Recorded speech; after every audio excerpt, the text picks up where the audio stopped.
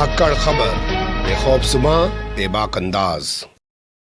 धाकड़ खबर के news room में आपके साथ हूं अकरम रेस खान। जब से बेंगलुरु में विपक्षी पार्टियों की दूसरी बड़ी महाबैठक हुई है और इंडिया जैसा जबरदस्त और क्रांतिकारी नाम सामने आया है, तब से आरएसएस और बीजेपी के लोगों ने भोंपू मीडिया और उसके दलाल चाटुकार दंगाई पत्रकारों को लगा दिया है तरह तरह के षड्यंत्र खड़यंत्र रचने में और तरह तरह के परपंच करने में। कोई कह रहा है कि ममता बनर्जी की वजह से बवाल हो रहा है, कोई कह रहा है कि नीतीश कुमार जो है बवाल खड़ा कर रहे हैं, कोई कह रहा है कि सोनिया गांधी के बढ़ते हुए दखल से बवाल हो चुका है, तो कोई कुछ और वजह गिनवा रहा है। कैसे कैसे भोंपू मीडिया के दलाल चाटुकार दंगाई पत्रकार अपनी इन तमाम हरकतों को अंजाम दे रहे हैं, बोलती हुई तस्वीरों की जबानी पूरी कहानी के तौर पर आपके सामने तो रखूंगा ही, साथ ही आपको यह भी बताऊंगा कि नीतीश कुमार को जो ऐतराज था नाम पे वो असल में क्या था। लेकिन सबसे पहले रुक कर लेते हैं देश के सबसे बड़े न्यूज नेटवर्क का। नीतीश कुमार चाहते थे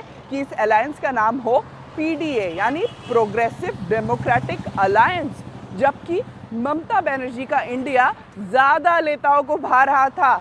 यही कारण है कि ममता बनर्जी का तीखी बहस हुई नीतीश कुमार के साथ इस मुद्दे पर, और उसके बाद जो तस्वीर प्रेस कॉन्फ्रेंस के समय नीतीश कुमार नहीं थे, लालू यादव नहीं थे, दोनों वहां से निकल गए, जिस पर सवाल खड़े हो रहे हैं। देख लिया आपने, ये न्यूज 18 इंडिया की रिपोर्टर है, एंकर है, जो भी है, वो बता रही है कि ममता बनर्जी जिम्मेदार हैं और ममता बनर्जी ने ही बवाल मचाना शुरू कर दिया है, जिसके चलते नीतीश कुमार प्रेस कॉन्फ्रेंस से पहले ही वापस लौट गए हैं बिहार में। जैसे कि आप जानते हैं ये चैनल मुकेश अंबानी का है और अंबानी और अडानी किसके दोस्त हैं, किसके लगे सगे हैं, या उन दोनों के लिए कौन सी सरकार 56 इंच का सीना रखने वालों की, चाणक्य की कैसे कैसे काम करती रहती है। अब बात कर लेते हैं देश के सबसे तेज न्यूज नेटवर्क की। पटना में जो बैठक हुई इसमें सारा श्रेय सभी पार्टियों ने मुख्यमंत्री नीतीश कुमार को दिया, लेकिन जो ही बैठक की जगह बेंगलोर पहुंचती है तो नीतीश कुमार को एक तरीके से हाशिए पर डाल दिया जाता है। ये भी बता दीजिए कि तेजस्वी थे या नहीं थे, क्योंकि वो तो लगातार साथ घूम रहे थे। और एक करेक्शन भी मैं कर दूं, 16 लोकसभा सीटें हैं जेडीयू के पास, आरजेडी के पास तो नहीं है, लेकिन क्या वो नीतीश के साथ हैं या विपक्षी खेमे में वो चले गए? नीतीश किसके साथ, आप जरा सवाल स्पष्ट कीजिए।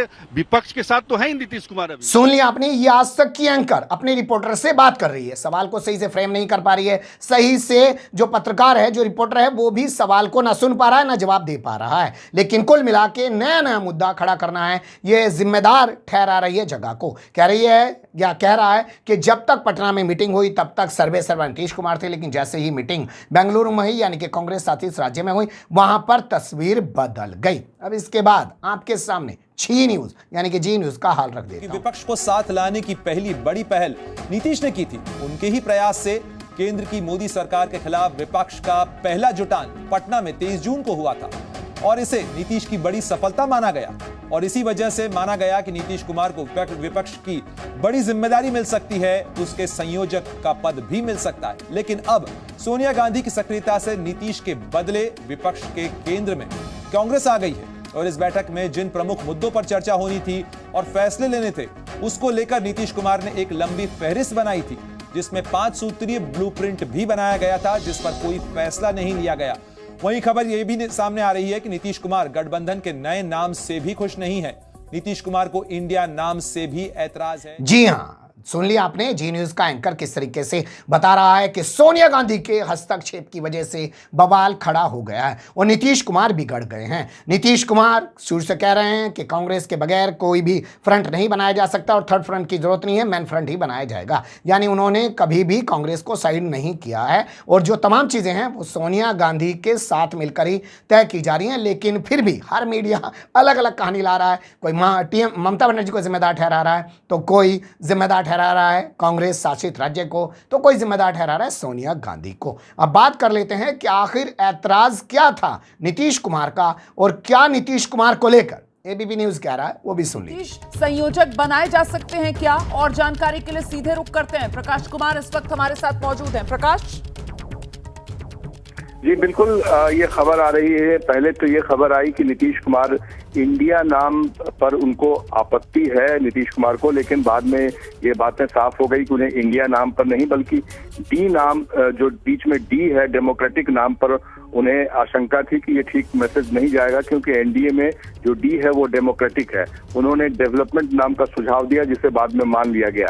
लेकिन और ये बड़ी खबर है कि मुंबई के अधिवेशन में इसकी घोषणा हो सकती है कि नीतीश कुमार को संयोजक बनाया जाए, क्योंकि मल्लिकार्जुन खड़गे ने ये बात कही थी कि 11 सदस्यीय टीम बनाई जाएगी जिसका एक संयोजक होगा। सुन लिया आपने, एबीपी न्यूज 2 कदम आगे जाके बात करने की कोशिश कर रहा है और बता रहा है कि ये संयोजक बनाए जाएंगे। हालांकि इसे भी आप एक साजिश का हिस्सा समझ सकते हैं। पहले से हवा उड़ा दो कि नीतीश कुमार को संयोजक बनाया जाना है। पता चला नीतीश कुमार संयोजक नहीं बन पाए, क्योंकि नीतीश कुमार के पास 16 सांसद हैं, ममता बनर्जी की पार्टी के पास 22 सांसद हैं, कांग्रेस के पास 50 के करीब सांसद हैं। तो ये भी एक लड़ाई शुरू कर दी जाए इनके बीच में। हालांकि ये चीज क्लियर हो जाती है कि नीतीश कुमार को जो ऐतराज था वो असल में डी नाम था, क्योंकि एनडीए में जो डी है वहां पे डेमोक्रेटिक है, लेकिन यहां पर जो डी है वो डेवलपमेंट है। उसी को लेकर कुछ ऐतराज था, वो दूर हो चुका है। लेकिन इतना मान लीजिए कि बहुत बड़ी बड़ी साजिशें भोंपू मीडिया के द्वारा चढ़कर दंगाई पत्रकारों द्वारा अभी की जानी बाकी हैं। ये तो ट्रेलर है, फिल्म अभी बाकी है। बने रहिएगा धाकड़ खबर के साथ। कमेंट्स के रूप में आप लोग अपनी राय दे सकते हैं, खबर को लाइक कर सकते हैं, चैनल को सब्सक्राइब कर सकते हैं और ज़्यादा से ज़्यादा हमारी खबरों को शेयर कर सकते हैं। फिर ऐसे ही किसी सुलगते हुए या उलझते मुद्दे लेकर मैं आपके सामने हूँगा हाजिर। फिलहाल अभी मुझे दें इजाज़त।